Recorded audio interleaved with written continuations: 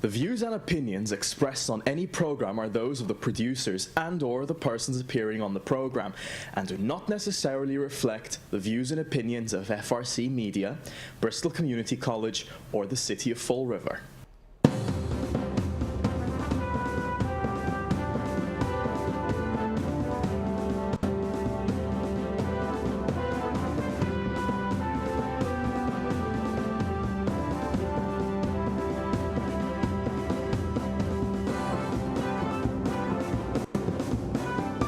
Hello, welcome to Spindle City Straight Talk. I'm Chip. I'm CJ. And I'm Carlos Cesar. There you go. I'm learning with the best. The Three Stooges are here. But Chip, I have a special gift for you. You've been asking and asking and asking, so I have to give it to you. So prepare, because you're going to be interested. Carlos doesn't know what that is. You do?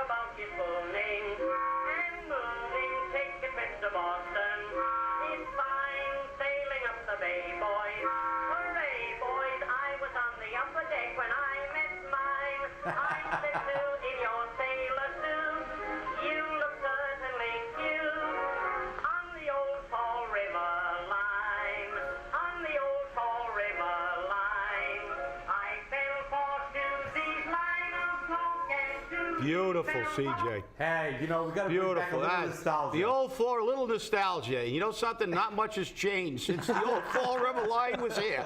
The names of the usual cast of characters on the 6th floor has, the names have changed, but the modus operandi has not changed. It's still pie. I was going to ask you actually, because on our intro we've got the satellites tracking the world. Can we have a couple of apple pies, because we're always looking at pie in the sky here, spinning around the earth?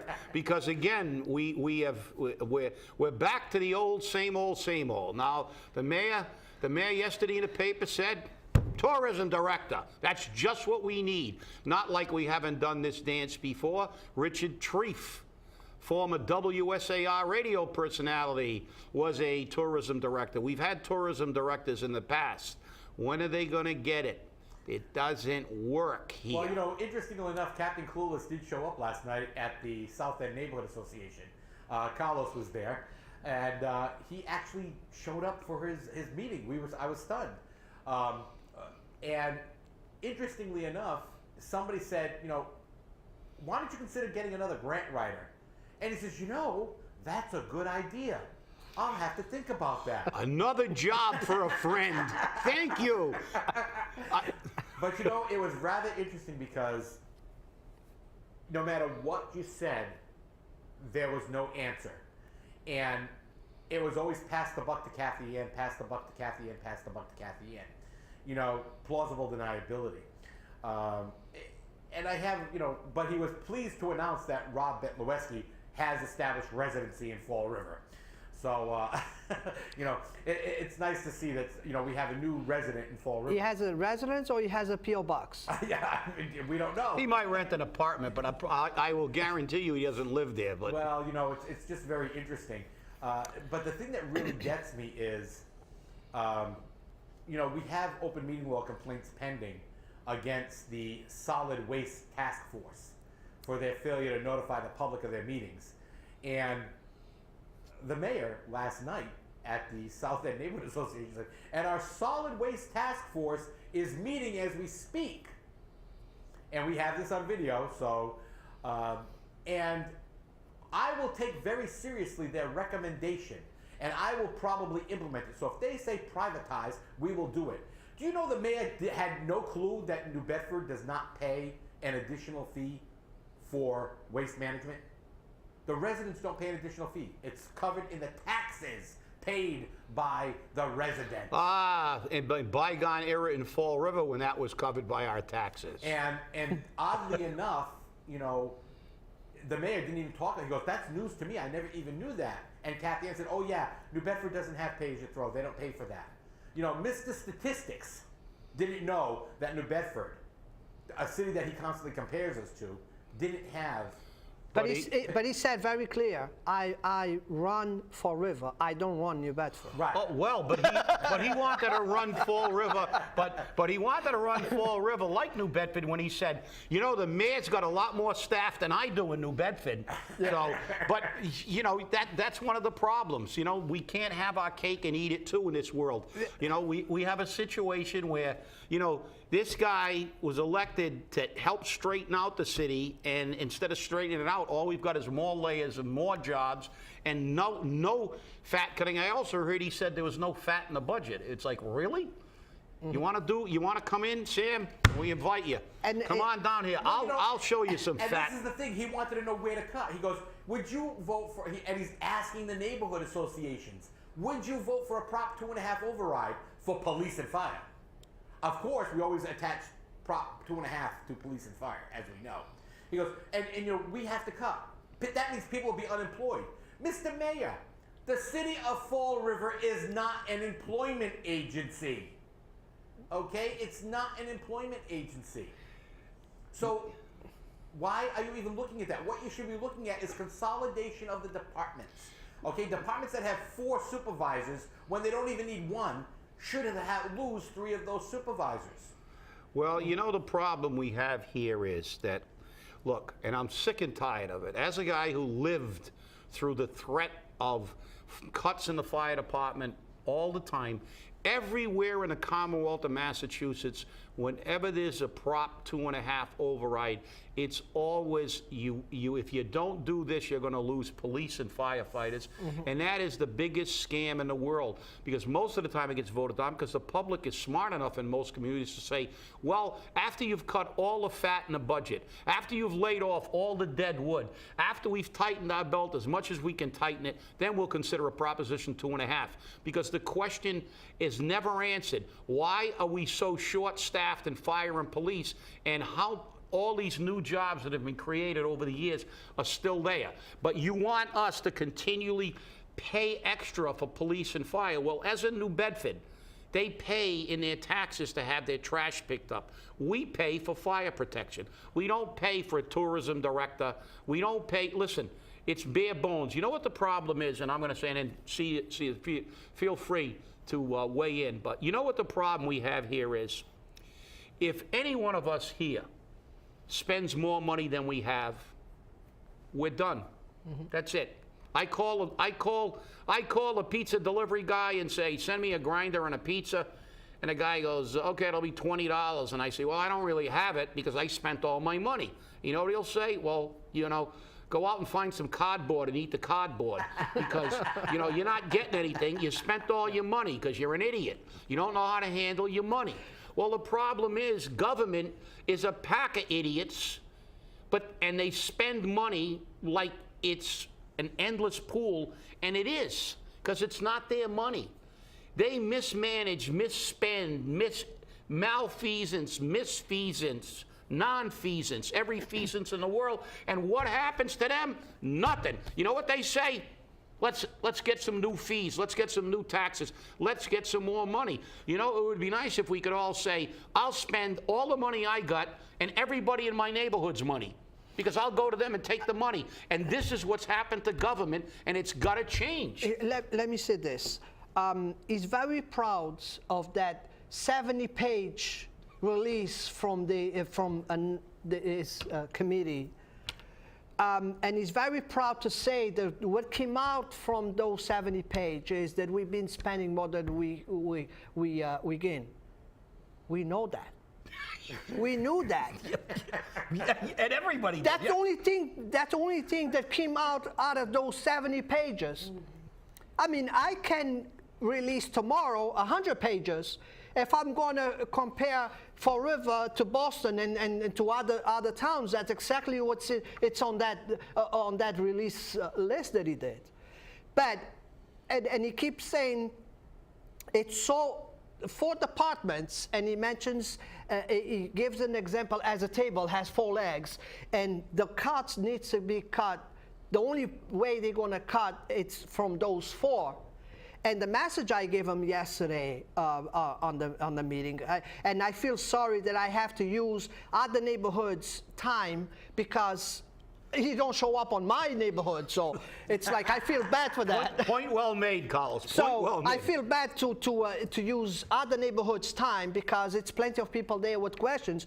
But the point that I tried to make it across with him yesterday was, why are you even spending time figure out which department you're going to cut when you should be concentrating how we're going to bring more money into the city.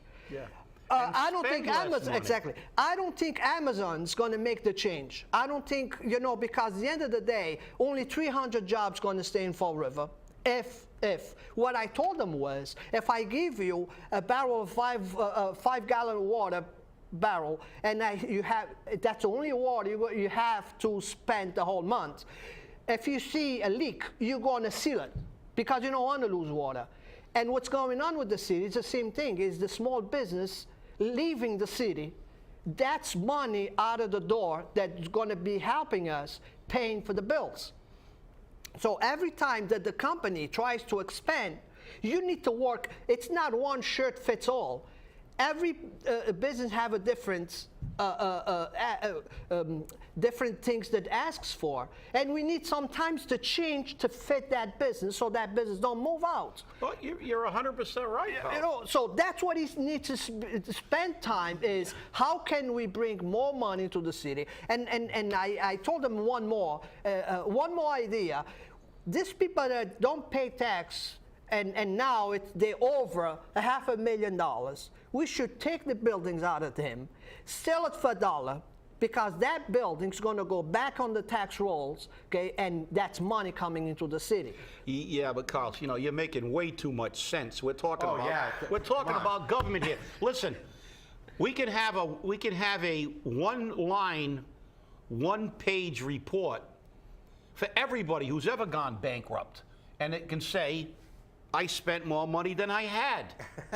That's all it has to say. But that 70-page report that told us what we all know didn't say how we're going to stop spending money. Mm-hmm. And as a matter of fact, if anything, he spent more money. He's bringing on all these other people, and he constantly whines about, I need more help, I need more help, I need more help. Well, we had a 300-man fire department, a 300-man police department, DPW that was 2.5 times the size it is now. All these departments were far bigger, and we didn't have a city administrator, the mayor didn't have a chief of staff. All these jobs didn't exist. Our taxes paid for essential services, and the city went well. And then when we began to make this an employment agency, a bunch of political hacks getting jobs and spending money without a regard for the taxpayer.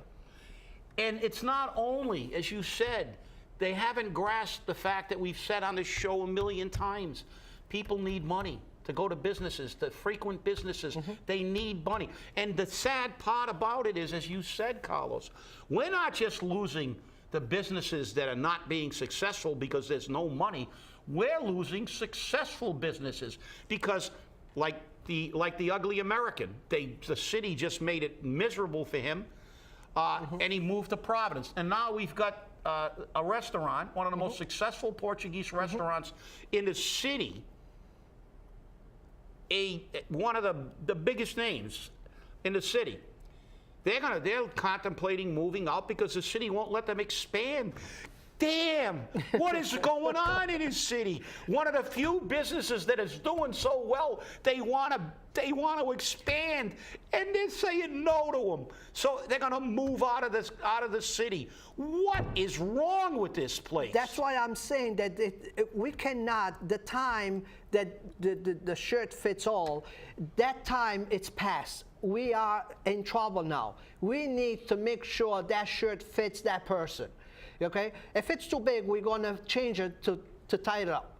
And that's what I think the administration needs to start spending more time instead of going around the table to see which leg they're going to cut it. Yeah. Because it's never going to work. The way we have very low departments running in very low people, it's no way. That table never going to stand if you cut one leg short. Well, you got to realize the size of the saw, Carlos. It doesn't have one handle. It's got 10 handles, because let's not just all blame everything on the mayor. The 9 city councilors approve all these spendings. And I will tell you, I will make a statement right here. I'm going to be looking at that budget.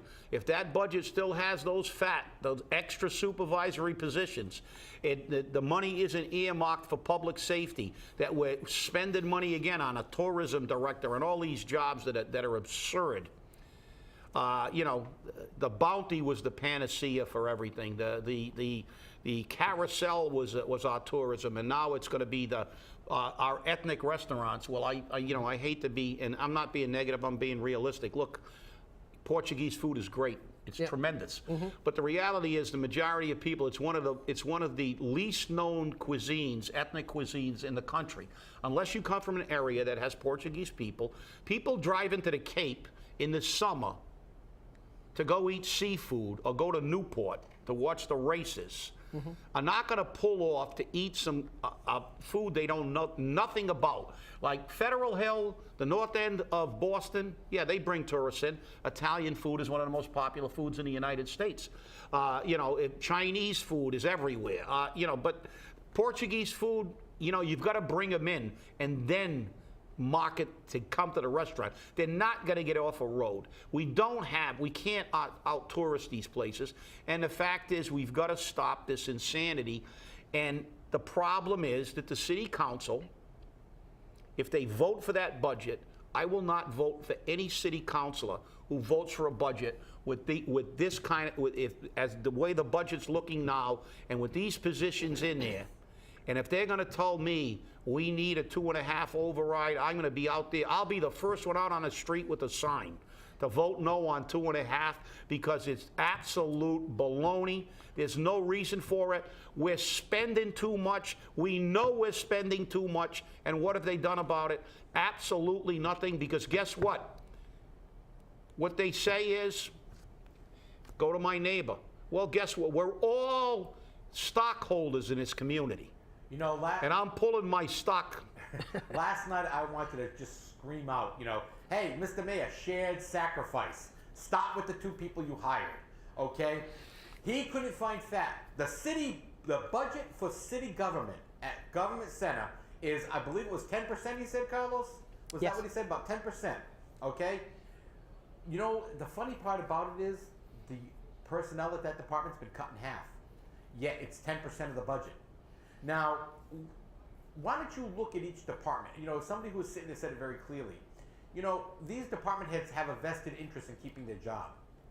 Okay, how come when they have a vested interest of keeping their job and they've got to make cuts, they cut the people who provide the services? All right, let's stop. You know, I'm sorry for doing it this way, but I'm not sorry. Let's start with Ken Pacheco. You have 2 assistant supervisors, 2 assistant department heads that everyone says, oh, they're wonderful, they're fabulous, oh, they're great. But that department's been cut in half. How come we need 2 more supervisors on a department that has less employees? Because, well, you know, Perry is all responsible for the snow removal. You know what, Mr. Mayor? Take that and shove that where the sun don't shine. Because let me tell you something. DCM had nothing to do with the snow removal. It was all the independent contractors, all the political payouts that were done with the companies that came in and removed the snow. That's why Fall River did a wonderful job at snow removal, and we spent more money, because all the private contractors had to do the work, because we don't have a DCM department that can do it. Further, but hold on, Chip. Further. I just wanted to ask you a question. Go ahead. How did the snow get removed before we had these 2 supervisors? Act of God, you know, magic. Harry Potter came, you know, waved his, you know, his wand. But you know, the interesting thing, and it's really sad to say this, but it's time to consolidate departments. It is time to bring them together and start losing people. And I'm sorry, Mr. Mayor, I understand that you don't want to lay people off. But guess what? When New Bedford privatized their trash, there was a significant savings to the city of approximately $3 million. $3 million. And every one of those employees who wanted to work at ABC hired. Several of those people went and took other jobs in the city of New Bedford. but people worked for ABC and then they all quit, or a vast majority of them quit because, again, the job wasn't like they're used to.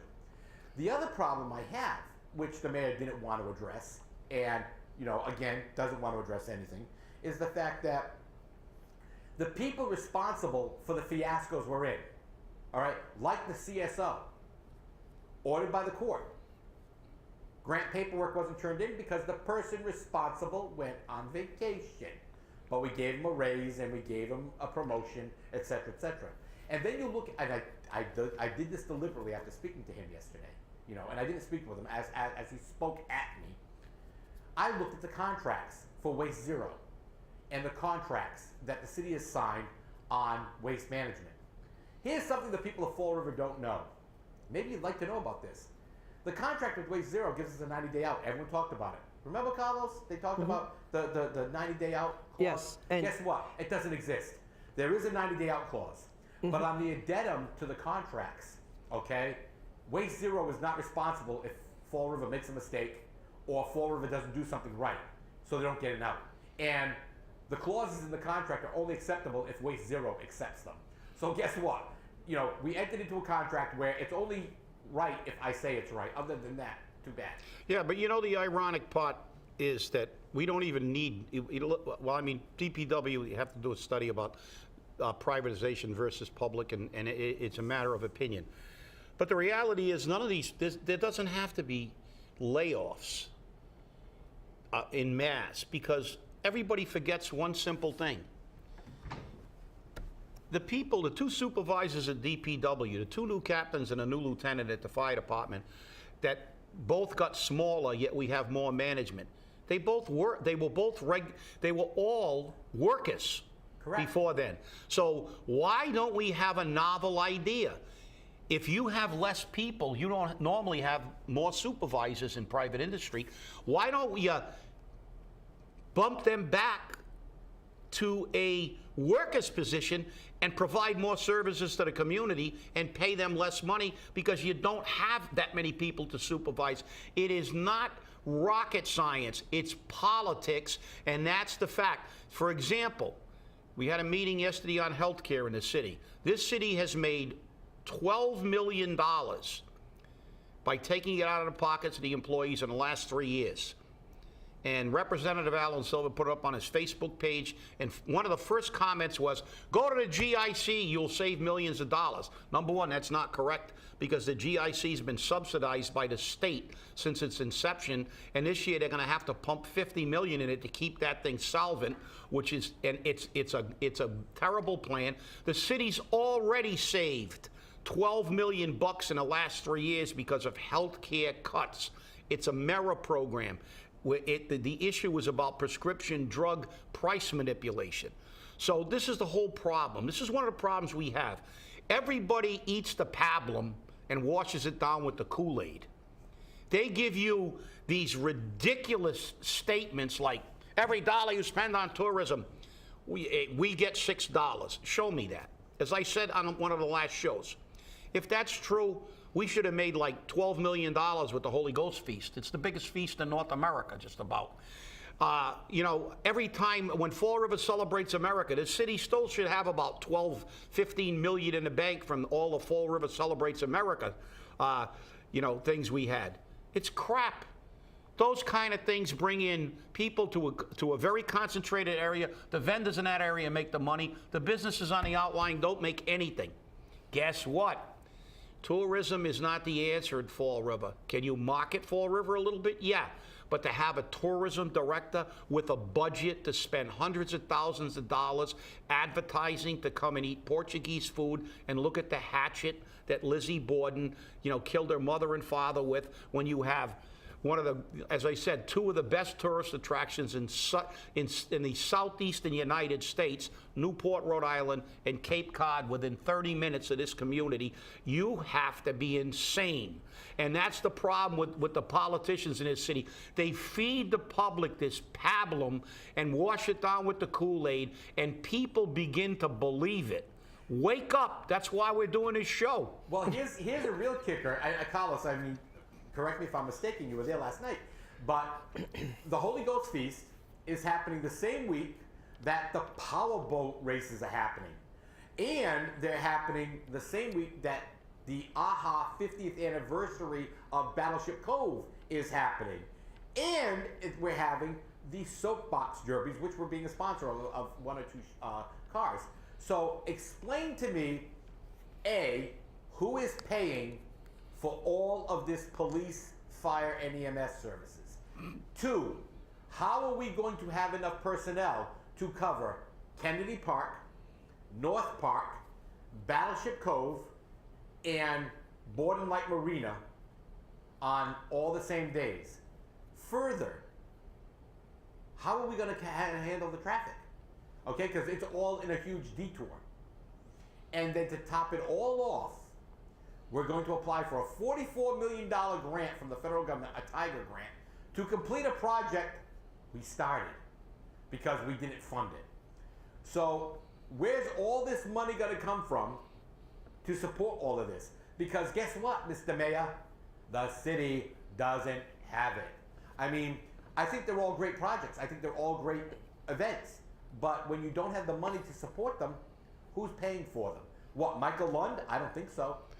And what scheduling genius is responsible for having all those going on one weekend? Apparently, they've never done any real marketing, because if you look at even things like boxing, they don't schedule 2 mega fights on the same weekend because they're going to cut into each other's profits. And obviously, it's even a bigger problem in the city, because how are you going to provide police, fire, EMS protection? It's going to be impossible, and especially down on the waterfront. So, Carlos, I don't know. Come on, you're a neighborhood guy. What's the Flint Cup plan for that weekend? You got to come up with something. Yes, I mean we have talked about this on AHA. We're going to be sponsoring the Thursday nights with the boxing at the Battleship. But example, when I have my block party, well, the only thing the city gives me is they're not even police officers. They're just a couple of helpers to direct traffic to be there, no police. But when I have big events like I did, the rodeo, cost me in 2 days, cost me $3,000 in police. So I had to pay the police. So I don't know how they're going to handle this 3 or 4 events on the same week at the city, but I mean the mayor should know, right? So, I mean, permits had to be pulled for that. Yeah, you're supposed to know, but does he? But, you know, hey, permits. What? Come on, we're going to start giving them away for free. You want to have dining on the sidewalk? We'll give you that for free. Don't worry, come in. Oh, and by the way, before the ordinance goes into effect, apply for one for life. You were giving that for free, $30 for life. And now they want to bring it to $15 every year. So, hey, we're making $15 there. Yeah. Go slow, CJ. But remember, with the we're going to make it there. I know. We're going to cut the price in half, and now we're going to limit it to a year. But, yeah. This is what we're talking about. This is the ridiculousness known as Fall River government. Mm-hmm. And, the sad part about it is when you look at the political candidates that are coming out to run, that have taken their papers out already, okay? The only viable candidate you really have, you're looking at for mayor, is Sam Sutter. And that's shameful that the city doesn't have a choice of candidates. And on the city council side, none of the incumbents have taken out papers yet. And I'm looking at them, and we've got one gentleman who I thought was going to be a very viable candidate. I just found out the slumlord. I mean, they're posting all the violations of black mold in his properties. And when you look at his support base, it's all people who haven't paid taxes to the city. So we know where that candidate's going.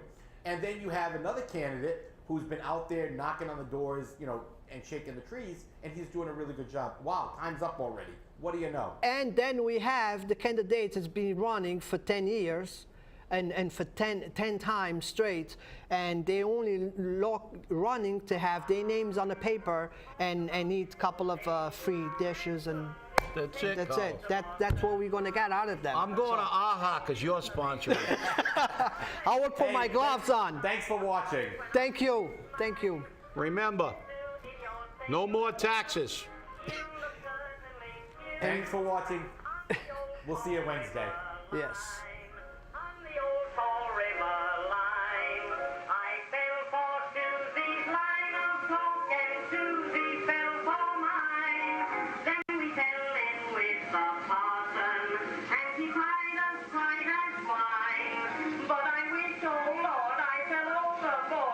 the old Fall River line.